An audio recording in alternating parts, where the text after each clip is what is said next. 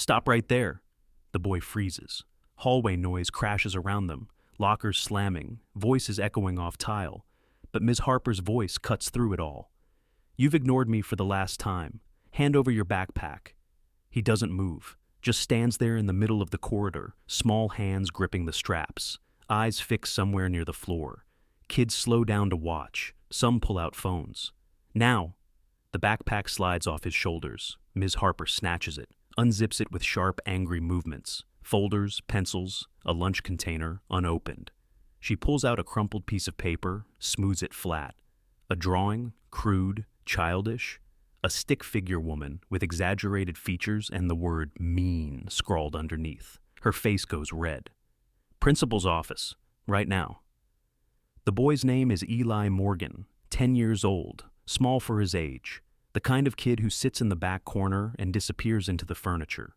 Ms. Harper has taught 5th grade for 7 years. She's good at it, or was before the district added 32 new requirements, before parent complaints became a weekly occurrence, before evaluations started including social media reviews. She's tired, bone tired, the kind that makes every small defiance feel like a personal attack.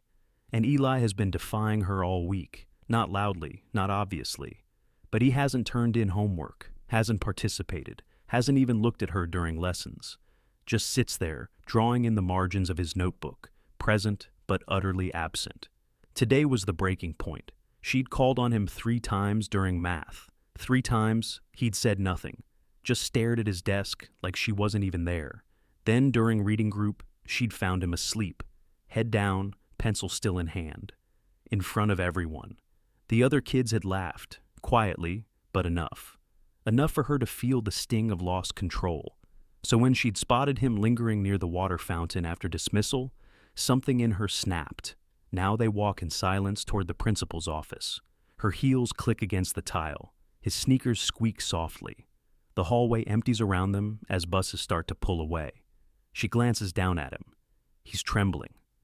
Good, she thinks. Maybe this will finally get through to him. But then she notices something else. His breathing. Shallow, fast, like he's trying not to panic. His hands, clenched so tight his knuckles are white, and his eyes, still fixed on the floor, but wide now, too wide. Something shifts in her chest, a flicker of doubt. She pushes it down. Principal Donovan listens with his arms crossed, a balding man in his 50s with reading glasses perched on his nose and a coffee mug that says, "World's okayest principal," Ms. Harper explains. The disrespect, the sleeping, the drawing. Eli says nothing. Donovan looks at the boy. "Is this true, Eli?" No response. "Eli, I'm talking to you." Still nothing. Ms. Harper feels vindicated. "See? This is what I'm dealing with. Complete or disengagement." Donovan sighs, rubs his temples. "Eli, you're suspended for 3 days. Your guardian will need to pick you up." The boy flinches, just slightly, but it's there. "We'll call..." Donovan flips through a file on his desk. "Your uncle, James Morgan, is he still your primary contact?" Eli nods, once, barely. "All right, wait in the attendance office." The boy leaves without a word. The door clicks shut behind him.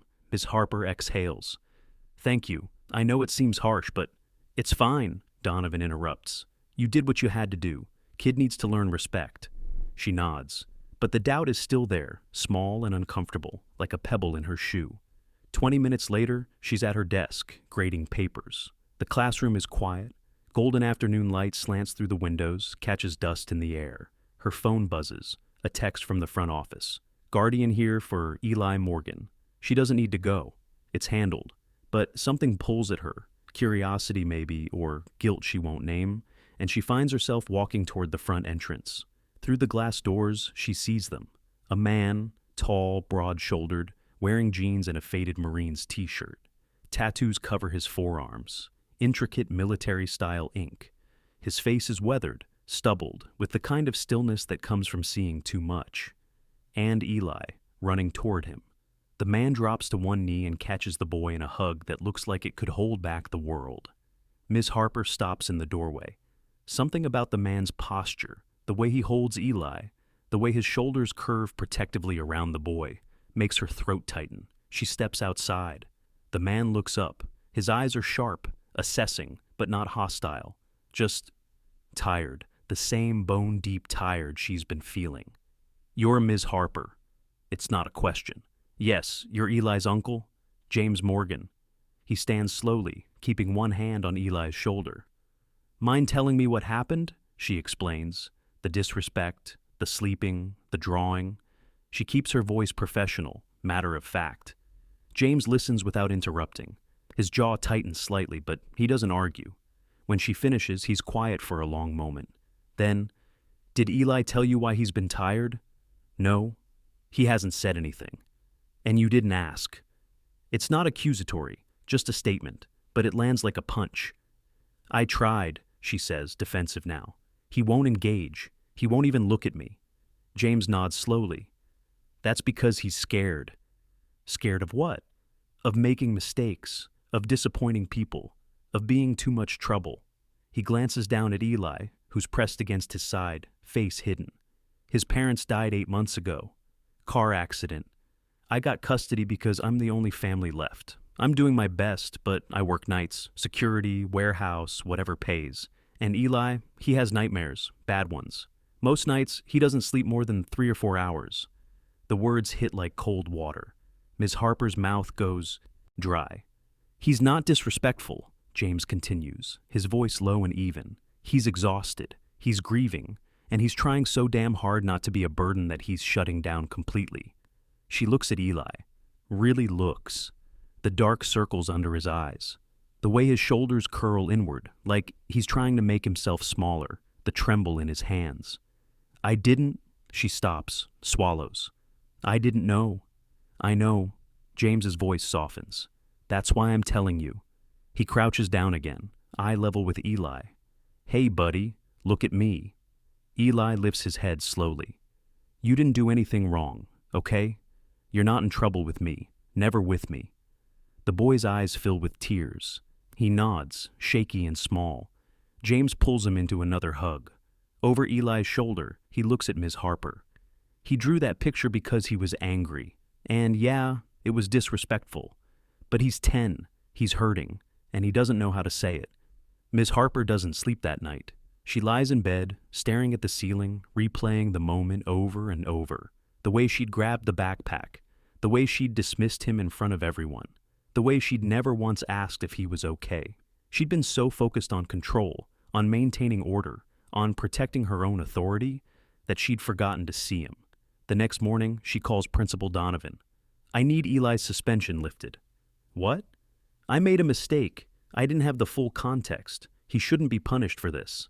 Donovan hesitates. "Harper, you can't just—" "I can, and I am. I'll take responsibility. But he deserves better than this." There's a long pause. "All right, I'll make the call." 3 days later, Eli walks into the classroom, slow, hesitant, like he's expecting another blow. Miss Harper looks up from her desk. "Eli, can you stay for a minute after class?" He freezes, nods. The day passes in a blur, lessons, activities, recess. She watches him out of the corner of her eye. He's still quiet, still withdrawn. But there's something different now, less fear maybe, or just less weight. When the bell rings and the other kids file out, Eli approaches her desk. She stands, takes a breath. "I owe you an apology." His eyes widen. "I didn't listen to you. I didn't ask what you needed. I just assumed you were being difficult and I was wrong. I'm sorry." He stares at her, silent, processing. "I talked to your uncle," she continues, "and I understand now, at least a little, what you're going through. I can't imagine how hard it's been." Eli's lip trembles. "I'm not asking you to forgive me right away, but I want you to know that from now on, if you need help, or if you're too tired, or if you just need a break, you can tell me. No judgment, no punishment, okay?"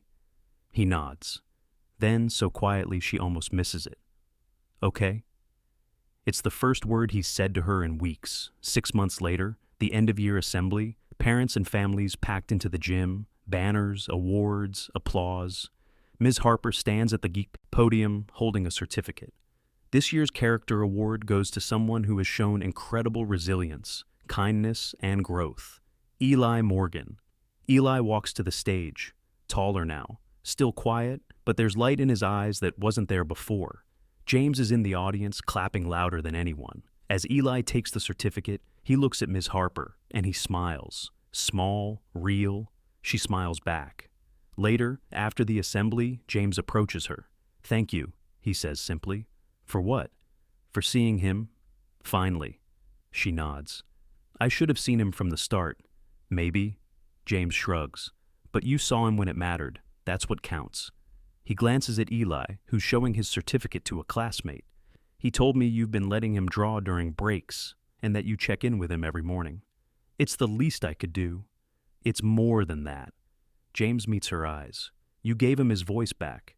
Miss Harper drives home that evening, with the windows down, warm air rushing through the car. She thinks about Eli, about the hundreds of other kids she's taught, about how easy it is to see behavior without seeing the person. She'd almost missed him completely, almost punished him for surviving.